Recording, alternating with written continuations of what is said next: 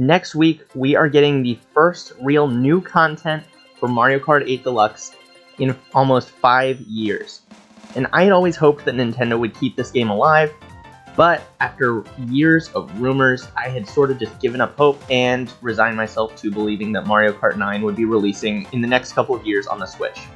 And many others have already pointed out that this may have originally been the case, and a number of factors may have actually pushed a very real Mario Kart 9 from the Switch to Nintendo's next console, ranging from 8's immense popularity to the pandemic putting even more stress on the development team.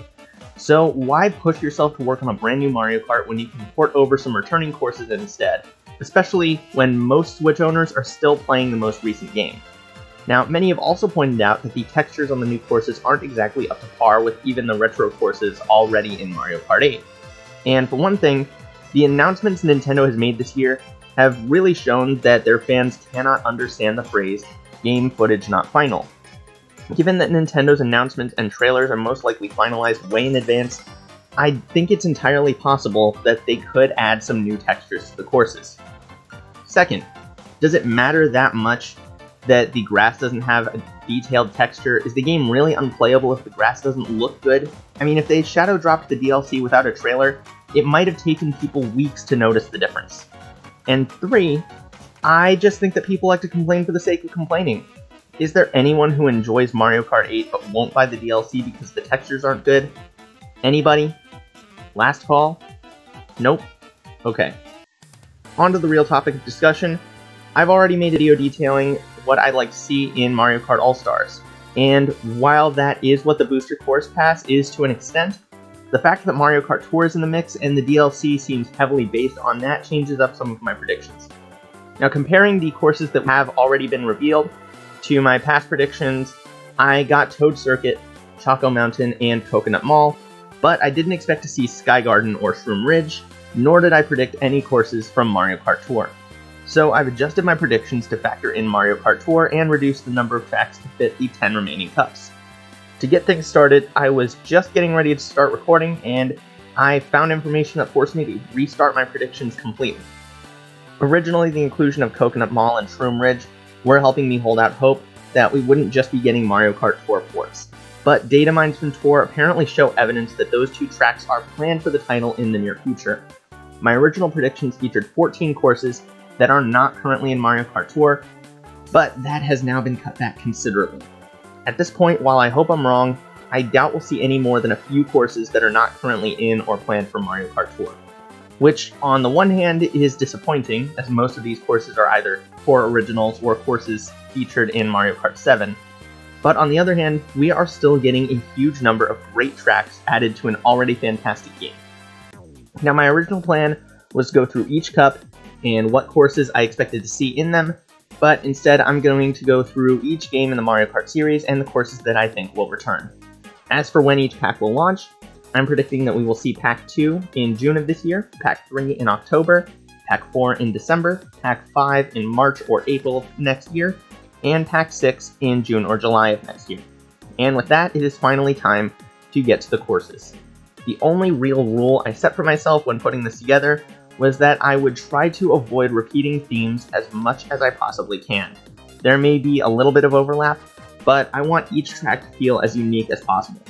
So starting with the first title in the series, Super Mario Kart's tracks are incredibly simple and dated, and yet many are predicting that we'll get one course of each archetype featured in the original game. Mario Circuit, Ghost Valley, Choco Island, Koopa Beach, Vanilla Lake, and Bowser's Castle. I believe that instead of seeing courses directly from Super Mario Kart, we will be seeing some of the remix courses from Mario Kart Tour. While I really dislike the mobile game for how greedy it is, I will admit that revamping the oldest tracks in Mario Kart history is a fantastic idea, and it makes them a heck of a lot more interesting than they were before. 4 course archetypes from Super Mario Kart have been remixed: Mario Circuit, Ghost Valley, Choco Island, and Vanilla Lake. I believe that those 4 courses will be our Super Mario Kart representatives in the DLC. For Mario Kart 64, I predict that we will get Koopa Troopa Beach, Frappe Snowland, and Calamari Desert 2, which is the only non-Super Mario Kart course that has been remixed in Mario Kart Tour. Luigi Raceway is one of the future courses data mined from Tour, and I'd like to see it return, but it shares a theme with Royal Raceway, and like I said before, I want to avoid redundancy as much as possible. For Mario Kart Circuit, we will see the return of Chief Chief Island, Sunset Wilds, and Yoshi Desert. Bowser's Castle is also likely to make an appearance, but I'll get to why I cut it in a little bit. Luigi's Circuit is another course from the data mines, but like its N64 counterpart, it shares an existing theme, this time with GBA Mario Circuit. Again though, it would be an interesting track to see. Double Dash is a really interesting case in that there is only one eligible course from Mario Kart Tour at the moment in DINO-DINO Jungle, so I have to mostly make guesses based on the data mine. The courses I see returning are DINO-DINO Jungle, Daisy Cruiser, Waluigi Stadium, and Mushroom City. Mushroom Bridge and DK Mountain are both in data mine as well, but DK Mountain shares a theme with DINO-DINO Jungle, and Mushroom Bridge has what I call a double redundancy, sharing a theme with Mushroom City and seeming extremely similar to Shroom Ridge. For Mario Kart DS, I believe that we will see the return of Waluigi Pinball and Airship Fortress. DK Pass and Luigi's Mansion are the other two DS courses currently in tour, but Luigi's Mansion is already a battle course in Mario Kart 8, and DK Pass shares its theme with another course I'll discuss in just a moment. Now for Mario Kart Wii, we will see the return of Mushroom Gorge, Maple Treeway, DK Summit, and Dry Dry Ruins. Mushroom Gorge was recently announced for Mario Kart Tour, which is actually what caused me to give all of the evidence for returning tracks a second look, and Dry Dry Ruins was data mined as well. I think that when given the choice between DK Pass and DK Summit, 9 out of 10 people will choose the latter, and along with Mushroom Gorge, Maple Treeway is another of the fan favorite tracks from Mario Kart Wii. Now onto the heavy hitters. For Mario Kart 7, Daisy Hills, Cheep Cheep Lagoon, Shy Guy Bazaar, Rock Rock Mountain, Wario Shipyard, Rosalina's Ice World, and Rainbow Road are the courses I believe will return. I cut Mario Circuit due to its redundancy with Toad Circuit, Bowser Castle because I just personally think it's the weakest Bowser Castle. At the very least, if you exclude the SNES or GBA courses, it just isn't great. And Woohoo Loop and Maka Woohoo, because even though I'd love to see one of those two return, I particularly don't want to see any more crossover content in this Mario Kart. And for Mario Kart Tour, we will be seeing New York Minute, London Loop, Vancouver Velocity, Merry Mountain, Berlin Byways, Sydney Sprint, and one of the 3 unannounced courses that are present in the data mine for Tour. These inclusions each have a different feel, they visit a different place in the world, and allow us to experience a good amount of the content available in Mario Kart Tour. And with that, we have 4 courses from Super Mario Kart, 3 from 64, 3 from Super Circuit, 4 from Double Dash, 2 from DS, 4 from Wii, and 7 each from Mario Kart 7 and Tour. But it looks like I've made a mistake. There are only 34 tracks here. Well, that's because I do think that there are some courses that I haven't listed yet that will make a return. I am not giving up hope yet that we will see some courses that aren't planned for or already in tour yet. Now my goal with the 6 remaining courses was to shore up the representation of the games with fewer courses, and also cherry pick a couple of my personal favorites. So first is N64 Bowser's Castle, which I believe is the best Bowser Castle course in the series. It's more likely that we'll see GBA or 3DS Bowser's Castle, but I still hope to see this one instead. That's followed up by GBA Lakeside Park, which is one of the more difficult tracks from Super Circuit. The courses that have returned from that game in the past were all extremely simple with the exception of Ribbon Road, so I'd like to see another difficult course get the spotlight. With only 2 courses so far, I felt like DS had to get a bit more love, so I predict that we will see DS Delfino Square and Peach Gardens make a return. These 2 courses have already been ported to other Mario Karts and are each very unique from other tracks in the series, with Peach's Garden being one of the more unique tracks to take place at the Princess's Castle, and Delfino Square having just a great atmosphere and giving Mario fans the Sunshine fan service they desperately crave. And finally, Wii Toad's Factory and Wii Daisy Circuit, my 2 favorite courses that aren't yet in Mario Kart 8. Until the DLC is finished, I will continue to believe that I will see them make the jump to Switch. Now that that's done, will I most likely be wrong? Probably. But if I get most of the courses right, you heard it here first, this is what Mario Kart 8 Deluxe is going to look like after the DLC is finished. I really think that this booster course pass is going to do a ton to keep the game alive.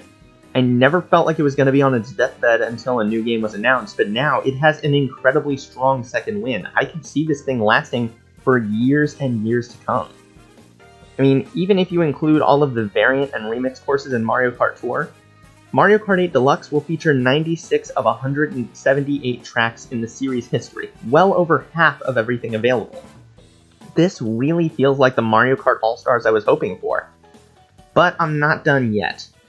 If Nintendo is still open to adding new content to the game, is there a chance we could see some additional content in the form of quality of life updates? Most likely, no, but they did it in Mario Kart 8's original release, so here are a few things I'd like to see. Mario Kart 8's original round of DLC ended with a free update including the new game mode 200cc. This time I'd like to see another new game mode in the form of Reverse Mode, which has been planned for past games in the series and was even implemented in Mario Kart Tour. Mirror Mode effectively increases the number of tracks by 100%, doubling the number of courses, and a Reverse Mode would increase the number of tracks by another 50%, essentially allowing for 3 times the number of courses in the game. And when you have 96 courses already, that's absolutely massive.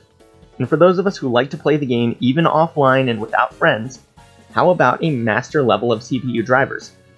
I found Mario Kart 8 single player to be pretty easy. Now, I definitely don't want to see more spiny shells while racing, but CPUs that actually rubber band and get speed increases when they're behind would be a great way to help me improve my skills even when I'm offline. And finally, I'd love to see the ability to change the number of laps. There would have to be some tinkering to be done when it comes to the section races, especially Mount Wario, but this would just add an immense level of customizability to the game. As it stands, a race typically lasts about 3.5 minutes. You could decrease the number of laps to 2, making races shorter for quick play sessions, or even increase the number to 4, 5, heck 6 or 7, I don't care, to add some complexity and tension to the races, giving those in the back more opportunities to catch up. I have been enjoying Mario Kart 8 for almost 8 years, and in my opinion, it is the best Mario Kart yet.